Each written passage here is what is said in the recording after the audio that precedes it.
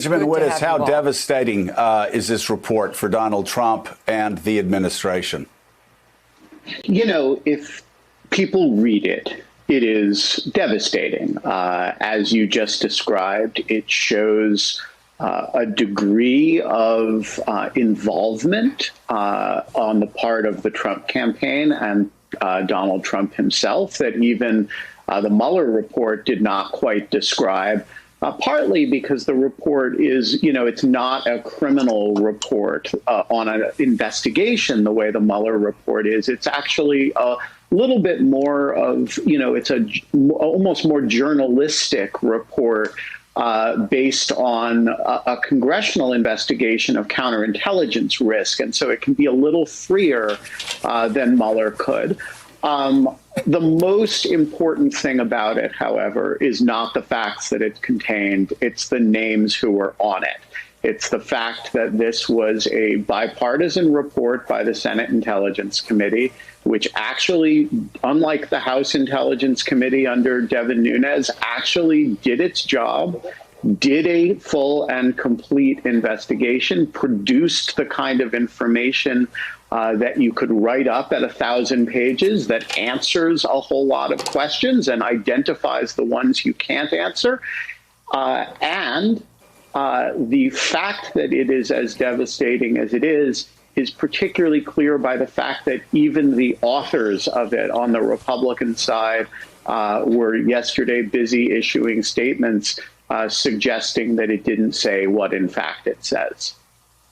Which was, of course, humiliating for those who tried to do that for political reasons. When, again, they presented mountains of evidence that Donald Trump and his campaign worked with the Russians and were aided and abetted by the Russians, that it was an ongoing aggressive attempt. And instead, they did what idiots, useful idiots for Vladimir Putin have been doing now for several years, and that is clinging to the most lurid tales in the Steele dossier and saying, well, you didn't prove that, so the whole thing is a hoax, acting Claire McCaskill as if that one part of this investigation would somehow distract from the mountains and mountains of damning evidence. And I just have to say it again, from the mountains and mountains of devastating evidence that Donald Trump lied to Robert Mueller, committed perjury under oath, written.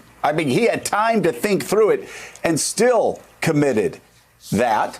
And then again, that you go through all of these people. Trump's foreign policy advisor lied about contacts with Russia. His national security advisor lied about contacts with Russia. His campaign chairman lied about contacts with Russia. His deputy campaign chairman lied under oath, all of them under oath, about contacts with Russia. His personal lawyer lied about contacts with Russia under oath. His political consultant lied about contacts with Russia under oath. And his attorney general lied before Congress under oath. And of course, and yesterday, Republicans concluded that the president of the United States lied under oath to federal investigators about his campaign's contacts with Russia. Boy, that's some hoax, Claire. Yeah, I really wish we would refer to this report a different way. I would like to say Tom Cotton says that the Trump campaign manager was working with a Russian agent. Ben Sasse says, of course, the government should have been investigating what was going on in the Trump campaign. John Cornyn says, yes, Carter Page was doing suspicious things that warranted him being looked at by the people in our government because of his activities with Russia. This is a damning report. If it was issued in isolation, without all the other noise that Trump creates with all of his scandal, it would blow the lid off Washington, D.C. But because of when it's being issued and everything that's come before it, My fear is people won't realize that this was Marco Rubio and Tom Cotton and Ben Sasse and John Cornyn saying, yes, the Trump campaign worked with Russia and they should have been investigated.